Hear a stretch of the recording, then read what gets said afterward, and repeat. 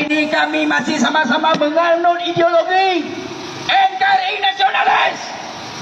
Akan tetapi hari ini Bapak Presiden, saya sebagai perwakilan kecil terpanggil jiwa saya dikarenakan melihat fenomena dan dinamika yang terjadi di Aceh sangat begitu kami sayangkan. Bahkan banyak sekali kades-kades hari ini ikut donasi, ikut berpartisipasi untuk membantu saudara-saudara kami yang ada di Aceh yang tertimpa musibah.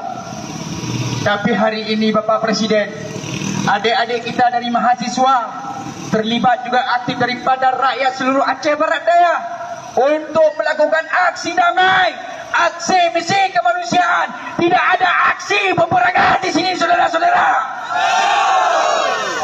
Kami hanya menuntut secara instrumen negara bahwasanya ketika rakyat korban, ketika rakyat mati, hadir Presiden untuk membantu rakyat ini. Jangan hilang kebijakan dan kekuasaan. Karena Bapak Presiden mengatakan beliau lebih baik mati kehormatan daripada negara asing menjajah NKRI ini. Tapi hari ini apa yang terjadi Bapak Presiden? Jangan Bapak Presiden menganadirikan Aceh ini Bapak Presiden. Kami tahu perjuangan para endatu kami untuk membantu memerdekakan NKRI ini Bapak Presiden. Hari ini kami melakukan aksi Bapak Presiden yang bahwasanya tidak ada intervensi daripada partai politik, tidak ada intervensi daripada pergerakan-pergerakan separatif. Tapi hari ini panggilan jiwa yang hari ini memanggil kami Bapak Penguasa, tolong bencana ini diubah sebagai status nasional. Karena gubernur kami sendiri sudah menyatakan mereka menyerah. Karena kenapa menyerah Bapak?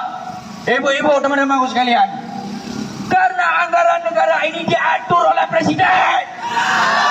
Tidak ada hak otonom untuk mengelola. Uang negara ini diatur oleh aturan. Itu perlu kita sampaikan.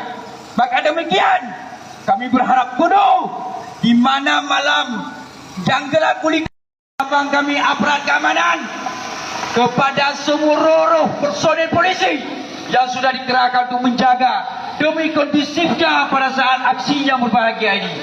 Mungkin rasa ucapan terima kasih inilah yang kami sampaikan kepada abang-abang kami. Dan saya juga bermohon kepada abang-abang semua, tolong ikut satu komando suara. Jangan terjadi penyusup di tengah-tengah kita. Bila ada penyusup, pijak penyusup itu. Saya akan masuk penjara, pijak. Di sini tidak ada anarkis. Cukup sekian dari saya. Billahi taufiq wal hidayah. Assalamualaikum warahmatullahi wabarakatuh.